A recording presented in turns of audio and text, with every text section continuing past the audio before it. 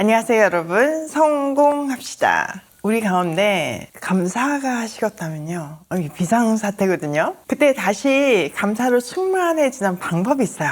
바로 오늘 본문에서 알려주는 그 구원의 이야기를 떠올리는 건데요. 한번 구체적으로 보도록 할게요. 1절, 주 당신들의 하나님이 당신들에게 유산으로 주시는 그 땅에 당신들이 들어가서 그것을 차지하고 살 때 당신들은 주 당신들의 하나님이 당신들에게 주시는 땅에 거둔 모든 농산물의 첫 열매를 광주리에 담아서 주 당신들의 하나님이 자기의 이름을 두려고 택하신 곳으로 가지고 가십시오. 자, 가나안 땅에, 드디어 약속의 땅에 들어가서 첫 열매를 얻게 된다면 바구니에 담아서 하나님께 가지고 오래요. 중앙성소로 가지고 오라는 뜻이죠. 이거는요, 진짜 새로운 세계가 열렸다는 것을 얘기하잖아요. 지금까지는 농작물을 이렇게 수확하는 개념이 없었잖아요. 왜냐하면 이동을 했으니까요. 근데 이제 드디어 정착 생활이 시작될 때 그 기쁨을 하나님 앞에서 먼저 고백하고 즐기라는 의미예요. 자, 우리가 계속해서 얘기하지만요, 이 첫 열매는 그냥 뭐 처음 수확한 열매의 의미가 아니라 모든 수확을 대표하는 첫 열매였어요. 그러니까 이 첫 열매, 첫 소산을 하나님께 가지고 와서 이 모든 것이 주님께로부터 왔다는 그 감사의 고백을 하는 거죠.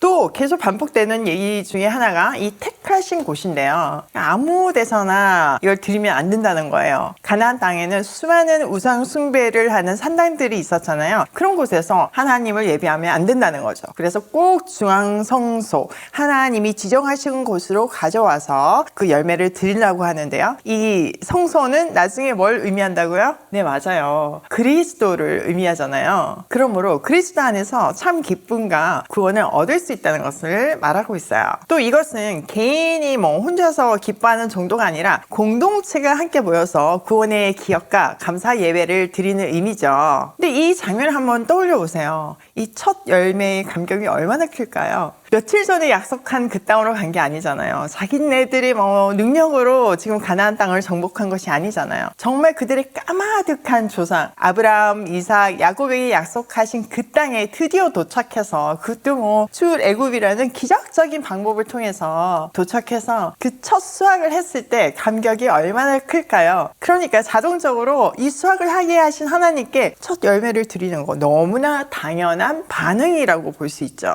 그런데 구체적인 날짜가 지정되어 있지 않잖아요. 그러니까 수확 시기에 따라서 각 가정의 편리에 따라 성소를 방문해서 이 예배를 드린 것으로 추정할 수 있어요. 자, 3절. 거기에서 당신들은 직무를 맡고 있는 제사장에게 가서 주님께서 우리 조상에게 주시겠다고 맹세하신 대로 내가 이 땅에 들어오게 되었음을 제사장께서 섬기시는 주 하나님께 오늘 아뢰입니다 하고 보고를 하십시오. 제사장이 당신들의 손에서 그 광주리를 받아 주 당신들의 하나님의 제단에 놓으면, 자, 이까지 먼저 보면, 먼저 제사장 앞으로 갖고 와서 제사장을 통해서 하나님께서 이 땅을 주심을, 이 소산을 주심을 보고하라고 되어 있죠. 그리고 제사장이 그 광주리를 받아가지고 제단 앞에 둠으로 이 예식이 시작돼요. 그러니까 이 수확한 사람, 농부가 하나님께서 조상들에게 약속하신 땅에 지금 살면서 이 수확을 했습니다 하는 보고를 통해서 하나님의 신실하심을 찬양하게 되는 거죠. 사실 그냥 이렇게 퍼스널하게 개인적으로 하나님 감사합니다 이렇게 끝낼 수도 있잖아요. 근데 그게 아니라 이런 예배 절차를 두셨어요. 이렇게 구체적인 예배 의식을 주신 것은 사람 마음이 금세 그 은혜에 익숙해지거나 그래서 그 감사를 잊어버리는 거를 방지하기 위함이죠. 자, 이렇게 제사장이 광주를 받아서 딱 놓음으로 보고를 했잖아요. 그 다음 이어지는 절차가 뭐냐면은 역사를 뒤돌아서 고백하면서 종살이에서 구해내신 하나님께 감사하게 만들어요. 역사를 막 일품으로 해서 그걸 다시 한번 기억하게 하시고 구원의 감격을 회복하게 하시는 거죠. 근데 참 여기서 재밌는 거는 보통 다른 종교에서는 이렇게 소산 주신 거에 감사합니다, 풍요를 만들어줌에 이 포커스가 되어 있잖아요. 그런데요, 이스라엘은요, 이 역사 속에서 하나님의 행하심에 초점이 맞춰져 있어요. 이 언약의 하나님, 성경의 가장 독특하고 중요한 포인트죠. 자, 그 고백 내용 한번 볼게요. 5절. 당신들은 주 당신들의 하나님 앞에서 다음과 같이 아뢰십시오. 내 조상은 떠돌아다니면서 사는 아람 아람 사람으로서 몇 안 되는 사람을 거느리고 이집트로 내려가서 거기에서 몸붙여 살면서 거기에서 번성하여 크고 광대한 민족이 되었습니다. 자, 땅 한 평 없이 떠돌아다니는 아람 사람이라고 되어 있잖아요. 아브라함이 갈대아 우르에서부터 왔던 거. 또 야곱이 그 아람 지역에서 방황했던 역사. 그들이 몇 안 되었지만 이집트로 내려가서 강대한 민족이 되었잖아요. 야곱의 70 식구가 이집트로 이민 간 역사를 쫙 읊는 거죠. 자, 6절. 그러자 이집트 사람이 우리를 학대하여 괴롭게 하며 우리에게 강제 노동을 시켰습니다. 그래서 우리가 주 우리 조상의 하나님께 살려달라고 부르짖었더니 주님께서 우리의 울부짖음을 들으시고 우리가 비참하게 사는 것과 고역에 시달리는 것과 억압에 짓눌려 있는 것을 보시고 강한 손과 편팔과 큰 위엄과 이적과 기사로 우리를 이집트에서 인도하여 내셨습니다. 자, 그렇게 놀랍게 이집트로 이민을 왔지만 시간이 지나면서 이집트의 노예로 전락을 했다는 얘기를 하는 거죠. 그래서 혹독한 노예 생활을 했는데 하나님께서 거기서 구원을 하셔서 그도 그냥 평범하게 구원한 게 아니라 큰 기적으로 구원을 했다는 이야기를 얘기하고 있는 거예요. 9절. 주님께서 우리를 이곳으로 인도하셔서 이 땅 곧 젖과 꿀이 흐르는 땅을 우리에게 주셨습니다. 주님께서 내게 주신 땅의 첫 열매를 내가 여기에 가져봤습니다. 출애굽의 놀라운 구원의 역사를 이루신 하나님께서 진짜 그 조상들에게 약속하신 대로 젖과 꿀이 흐르는 땅으로 이끌어 오셨대요. 그리고 그 주신 땅에서 첫 열매를 수확해서 가지고 왔다고 고백하면서 기도를 마무리하고 있죠. 그러니까 자기의 그 인생의 역사가 자기뿐만 아니라 그 조상들로부터 왔던 그 인생의 역사가 전적인 하나님의 은혜임을 고백하고 있는 거예요. 사람은 망각의 은혜가 있잖아요. 생각해보세요, 여러분. 우리가 잊어버리지 않는다면 얼마나 괴롭겠어요. 근데 하나님은 그 은혜를 주셔서 잊어버리게 했는데 거기에 또 안 좋은 기능들이 있잖아요. 감사한 것을 잊지 말아야 되는데 그도 시간이 지나면 무뎌지고 잊어버려요. 그런 우리를 잘 아시는 하나님께서 매번 첫 곡식을 드릴 때마다 이 고백을 하며 그 구원의 감격을 새롭게 떠올리라는 거예요. 다시 한번 고백하면서 얼마나 내가 은혜를 받고 있는 존재인지를 깨달으라는 거죠. 그것만 진짜 깊이 깨달아도 우리가 삶을 사는 태도가 달라지잖아요. 그러면 미래에 대한 두려움이 사라지지 않겠어요? 그때 더 환란의 때에 그렇게 역사하신 하나님이 내 미래를 책임지시겠다는 확신이 들 거잖아요. 그러면서 정말 하나님의 뜻대로 살아야 되겠다. 역사를 주관하시는 하나님께 시선을 고정시키고 살아야 되겠다. 결단하지 않겠어요? 제가 매일 이렇게 말씀을 전하니까 사실 다른 집회 스케줄을 잘 잡지 않거든요.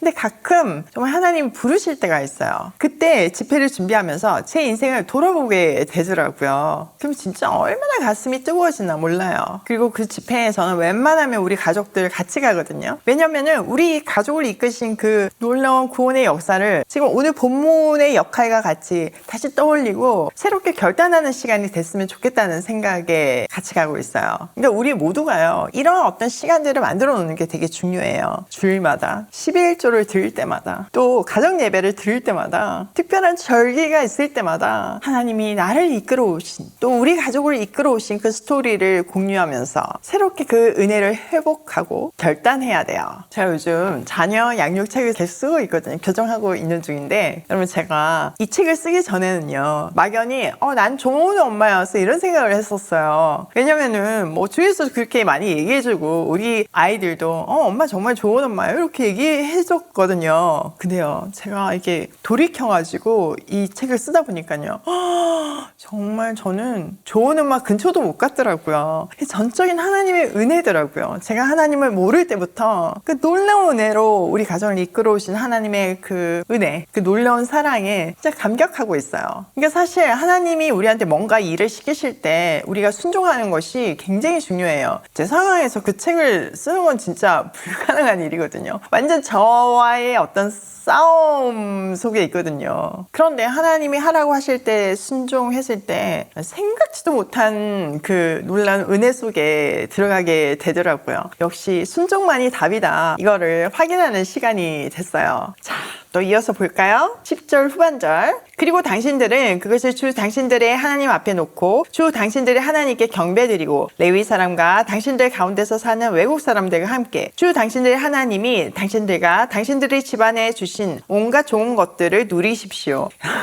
진짜 기승전결 도와 가부 나그네를 도와라 이거예요. 하나님은요 그 수학으로 나 혼자 잘 먹고 잘 사는 것이 끝이 아니라 지금 도움 없이는 살 수 없는 이 사회적 약자 초대해서 같이 누리라고 말하고 있어요. 온갖 좋은 것들을 누리래요. 그러니까 나눔이 우리에게 주신 누림의 통로라는 것을 강조하시는 거죠. 이렇게 나눌 때 사실 내 안에 있는 감사가 공동체의 축제로 확장되는 거잖아요. 그리고 또 이 나눔은요 이 모든 것이 내게 주신 그 모든 것이 하나님의 것이라는 것이 분명하게 고백될 때 우리는 기쁨으로 너무나 당연하게 나눌 수 있어요. 아니면 우리같이 욕심 많은 그 존재들이 내 걸 어떻게 나누겠어요. 이렇게 하나님이 주신 축복은 이웃과 나눌 때 그 진가를 발휘하고 그때 우리는 진정한 누림과 행복을 느낄 수 있어요. 자, 오늘 내용을 우리 삶에 한번 적용을 해보면요. 첫 번째, 모든 것이 하나님의 은혜임을 고백하자.